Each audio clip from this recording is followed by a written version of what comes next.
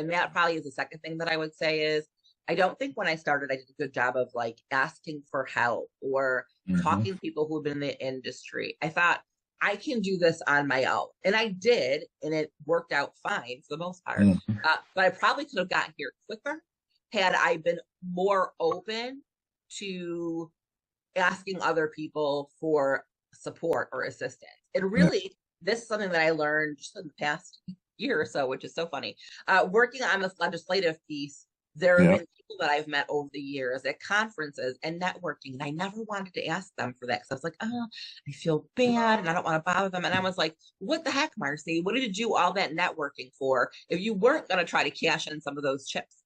And one single person that I have asked for help over the past year has said no to me. They've all been like, yeah, we'd love to help you. Yeah, this is great for us. Let's get involved. So I think that that's something that I wish I had thought of back then. I had been more open to, I don't want to call it help, but like reaching out to other people, right? Getting the support that I needed, like involving others into these grand scheme ideas that I had. Who is you got to tell us, who's the person that said no to you? You know, sometimes, here's the thing about saying no.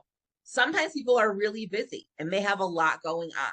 And there's nothing wrong with saying no. And I'm saying this from a person who never says no and then, you know, is on the verge of a breakdown because I'm like, there's so much to do and I don't have time. And so I'm going to say that too, as a newer notary, it's okay to say no. Like if you really can't do it, sometimes it's better than to overcommit, right? Because then what happens is if things go terribly wrong and you couldn't get it in or you couldn't get it done and it kind of went awry, you're thinking to yourself that all that help that you try to give by saying yes really ends up being a bigger mess to clean up. So there's nothing wrong at all with saying no. I actually would suggest it every once in a while. It's good for your mental health.